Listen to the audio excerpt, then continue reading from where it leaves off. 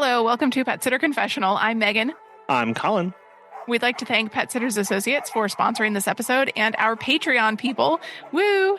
If you've enjoyed some of the episodes and would like to help support as well, you can go to petsitterconfessional.com/support. This year, the Florida Pet Services Association is putting on their summit held August 22nd through the 24th. And I'm really excited that I'm going to be getting to speak at the summit all about fear, how it is a driving force, how it is a unifying force, and how we have to make sure that it doesn't stop us from doing all the cool stuff that we want to do. Hope to see a lot of familiar faces there, so check out the Florida Pet Services Association to learn more.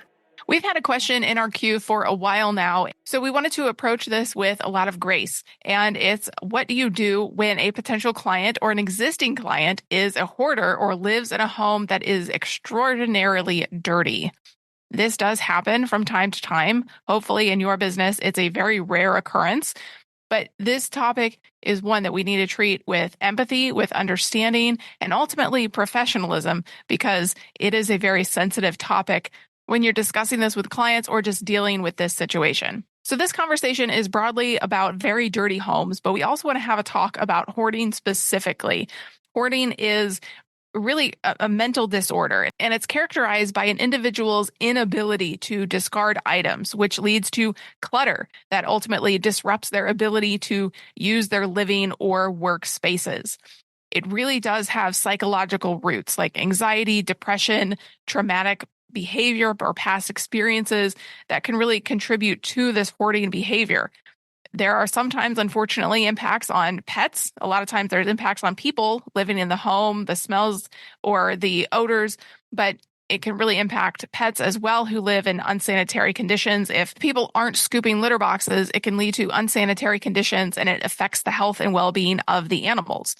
Pets in hoarding situations may be exposed to infections or parasites or other health issues due to accumulated waste or lack of clean water or improper storage, which could lead to some behavioral issues. This clutter and confinement, the inability to really move around or get out their energy of the pets, can lead to stress and anxiety, which results in maybe aggression or fearfulness or destructive behavior. Pets in these types of situations don't usually get regular veterinary care or grooming.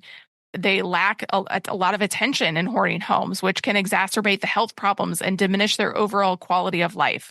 There are varying degrees of a hoarding situation. I know that a lot of them are displayed on TV, the worst case scenarios, but in pretty much all cases, you really need to handle this with tact.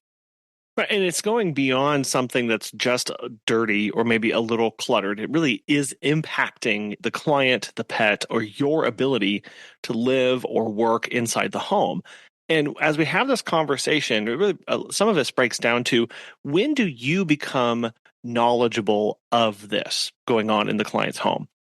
Obviously, if it's before or maybe after a meeting with them, your first initial consultation, this will change how you engage, right? This is why it's so critical, so important to meet in the client's home before you start care.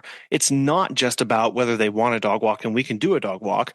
It's about a holistic approach to understanding, who is this person that they are going to be hiring me and I'm going to be working with? What is their home like? Do I feel safe there? Is it healthy for me to be there? Because after that initial consultation, you can always say, after careful consideration, this is not going to be a good fit. Best of luck to you on your search for pet care. And you leave it at that, and that's all you need to say. However, if it's an existing client who has living situations who are starting to deteriorate and they're starting to get worse, then that's when we have to decide, how do we have that conversation with them? And always throughout this, focusing on the well-being of the pets and maintaining a non-judgmental tone. Even something like, hey, I've noticed that Fluffy seems uncomfortable in the cluttered spaces in the kitchen, and I think kind of clearing that up might help her feel better. But what we have to do here is support clients in seeking help, like providing information on cleaning services, mental health resources, and again, focusing on the benefit to the pets, because we don't want to judge the person for the condition.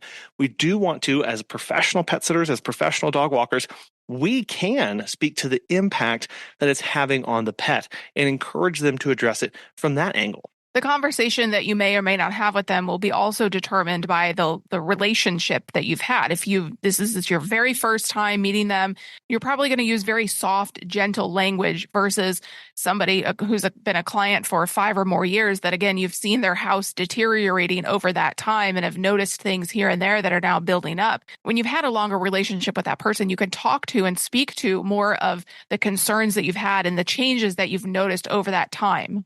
But if you do decide to say something, you have to be ready for blowback, because true hoarding, this is a mental illness, as Megan mentioned earlier, and many people have a lot of pent-up emotions around this. They're very sensitive about this topic, and they might not even see a problem with what's going on. And if they have unprocessed trauma, if they are not working on their depression or not working towards managing their anxiety, they're not likely to be receptive of us, no matter how we put it. And this has actually happened to us recently. We had to send out this letter, and we actually got a version of this from Karen Levy. So thank you, Karen, for this format. But it reads, "We hope this email finds you well. This is a really hard email for us to write. We value you and appreciate the support you've given us. Unfortunately, the condition of your home is such that we can't provide service for this upcoming request. In the past, our staff have commented on how difficult it is for them to be there. If circumstances change, we'll be happy to provide service again. We don't know if boarding is an option for this next trip, but there are 2 cat-centric businesses that we recommend. We visited both places and think they're set up and have pretty amazing services for the cats. We hope you understand the position we're in.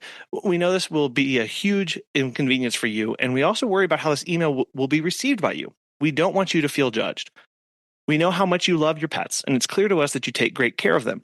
We really hate being in this position, but we can't commit to doing the visits you need, and given the concerns of our team has raised, we can't send them in. We care about you, and if there's anything we can do to be helpful for you or provide you for some resources, please let us know. We're so sorry." We sent that email, and we got ripped up one side and down the other. The person he had to send this to was not receptive for this. And we just, as a business, had to let it go and walk away from the situation.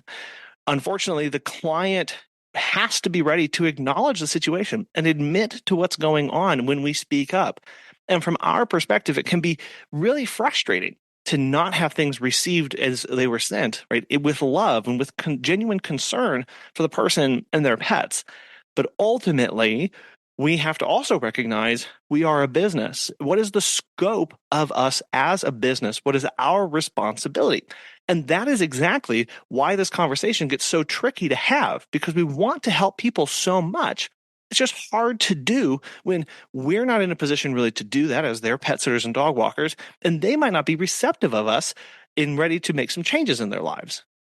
It really is a decision tree of what you are comfortable with, and then ultimately what your team is comfortable with as well. There's no single thing like 2 bags of spilled cat litter is okay, but 3 is out of the question. There's no like one single thing that may be the ultimate deciding factor, but maybe an accumulation of things of not only was the kitchen dirty, but the bathroom was just completely unusable and inexcusable for the condition that it was in, or there was a stench from the back of the house, but they told me not to go in there, and I'm not comfortable with that.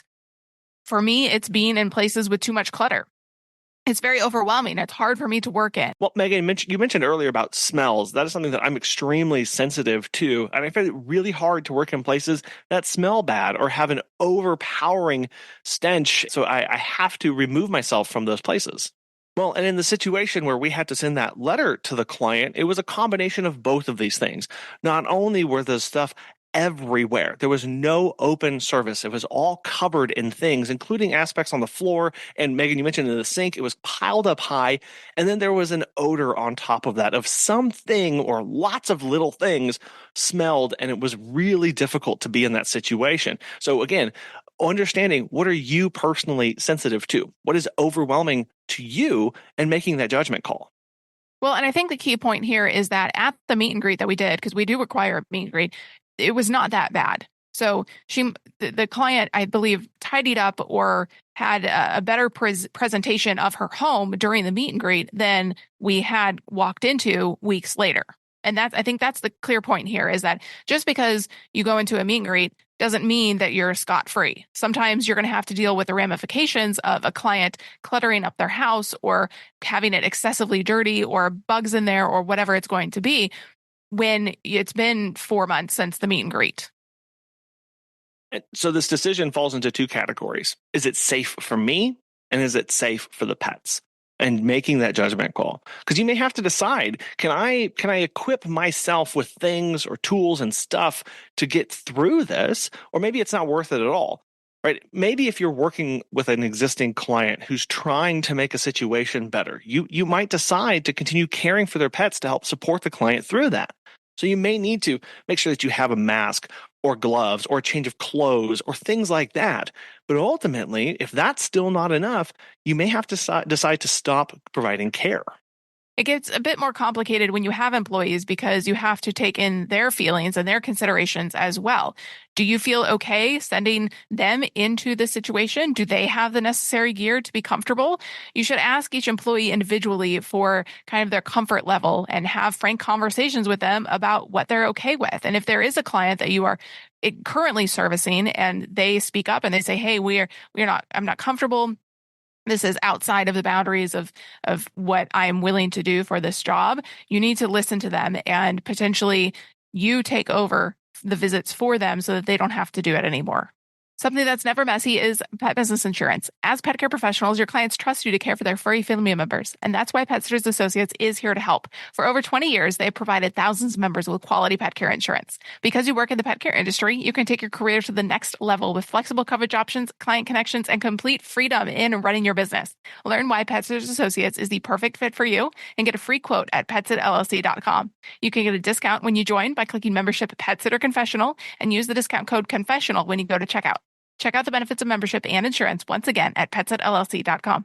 A question that does come up through this thought process is, do I have any legal responsibilities in these situations? Now, we as business owners and professional pet sitters and dog walkers, we do have an obligation to ensure the safety and well-being of the pets under our care. And this extends to taking reasonable steps to prevent harm that might come from hazardous conditions in these hoarding environments. You need to check with your jurisdiction, where you live, your city, town, your county, to see whether we are legally required to report severely neglected or abused animals, including these kind of hoarding situations that are going to have direct impacts on health and safety of them. So it's important that you understand your local laws about reporting the animal welfare concerns. And we'd recommend that you go talk to your local authorities, your local animal control right now before you get yourself into a situation like this, and ask them what to look for, or maybe how they've handled situations like this in the past. And regardless of the situation is hoarding or not, we should be aware of and adhere to any specific terms outlined in our service agreements. That's why we have those things in there to stick to it. That might be relating to handling conditions in clients' homes. If you don't have a section in your contract about this, you may need to add it in there. You may find the conditions of the home unacceptable, so you may have to do the already agreed upon visits for the booking and then turn down subsequent requests. Or it may be necessary to include that clause in your contract that addresses the limits of their responsibilities and the conditions under which you might refuse service or require intervention. Focus on your health and well-being, though, because if you are not able to do the visits, if you're not able to walk into another client's house after this one without feeling disgusting or having a stench about you, then it is important to take a step back and talk about the ethical considerations of this and think about those. Ethically, we face the challenge of respecting our clients' privacy while also prioritizing the welfare of the pets. The pets are our priority, and they need to be treated with the utmost respect. When we decide on when and how to report neglectful conditions, it really involves weighing the confidentiality against the need to act in the best interest of the animals. And as we already mentioned, it's really important that we approach these kind of situations without judgment, regardless of whether it's a hoarding or whether it's just conditions that we find unacceptable. You strive to understand the complexities of the lives of people and understand that they may be battling mental health issues or unresolved trauma or a busy lifestyle, and focus on how we can assist both the pets and their owners through this. we do have a role as being advocates for the pets in our care, first and foremost. And sometimes this does require us to take actions like recommending professional services or more intense intervention. And again, that pet owner might initially resist that, but we know that we have done what we need to do by bringing it to their attention. Well, and generally you can tell if this is a prolonged condition, if somebody has dealt with this for years and years, or it may just be very recent. I know a training aspect that we go through with all of our employees, and it's something that Megan and I have thought a lot about as we've been in the business for coming up on 13 years now, is really the privacy of a client. And in general, we talk to our employees about if it doesn't impact the health of the pet or your ability to do the work, we're going to ignore it. And that's not our place. It's out of our purview, it's outside of our scope of being there for their pets. We have to keep that in mind of being discreet, be respectful of a client's privacy at all times. But again, only when it stays away from what we're actually trying to do. When it impacts our ability to be in that client's home, when it impacts the health of the pet or our safety, that's when this becomes an issue. And it is hard to balance of handling that information, especially if we have to share that to an authority when reporting these kind of instances. But as always, communicating about these messy, these dirty, or these hoarding conditions, it requires tact and sensitivity. We have to address this in such a way that it doesn't shame or alienate that client, but instead focuses on a solution that can improve the conditions of the pets. I know we keep coming back to that, but when we talk about why we're there in that client's home, we're advocates for the pets. We're advocates for their health, their safety, and we can speak to and from that. Yes, we have our personal health and safety concerns as well, but when we present this to the client, it's for the pet's sake and for their well-being and their longevity. In the best case scenario, a client would be very receptive and welcoming to your feedback, very understanding and accepting of you not taking them on as a client again. In probably the majority of cases, the client isn't going to be very happy. They are now needing to find another pet sitter and have to take the time and the space to find somebody new, or maybe take your recommendation, but have to go check out that place or that person. And it is going to be a big inconvenience on them. You may also get a bad review based off of this for honestly no fault of your own. But you do kind of have to think ahead about how this person may respond to you. But do know that however the client responds, you are not ultimately responsible for their feelings. You are not responsible for the state of their house. You are only responsible for what you can control, which is what you tell them. You just have to be the most professional that you can. Maintaining those professional boundaries is crucial. Clearly define what is within your scope to address and when it's appropriate to involve others. You don't have to be the solution, but you can suggest areas for support. It is very likely going to be hard to step away from that client, particularly if you've built this relationship over many months or years. But sometimes it is the best thing that you can do. It can feel very freeing to get out from under a client that is like this. But unfortunately, these situations will happen if you are in the business for many years. And it doesn't, again, have to be these hoarding situations. If you have to use the sink a lot, and this client always has dishes piled up in the sink, and you can't actually do this, and you've asked them nicely to make that happen, and they are just refusing to, or they're not listening to those suggestions, it's okay to say, because this is required for me to do my job duties, I am not able to do that. I am unable to continue to service you as one of my clients.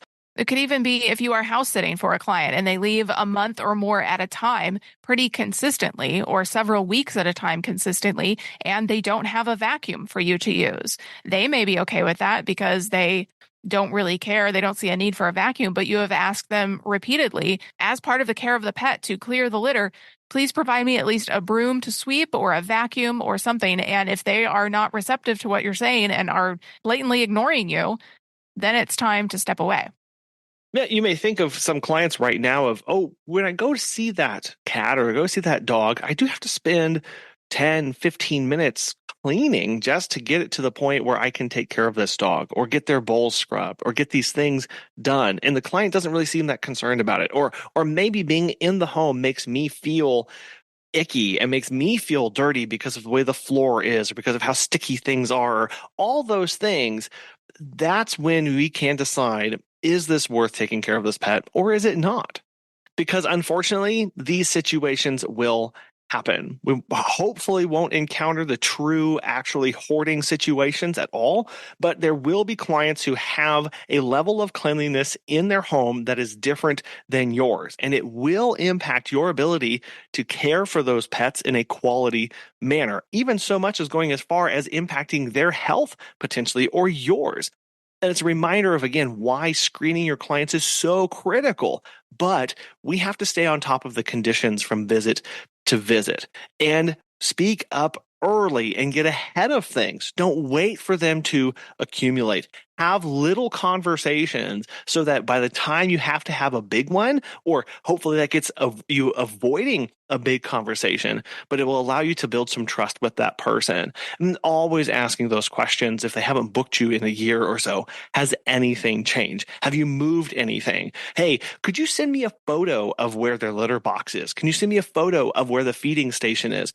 So that you have some idea of the condition of that home. Or maybe you're going to require another meet and greet to go over there to verify everything so that you can get some eyes and ears on the ground to assess to see if you are still willing to take that client on.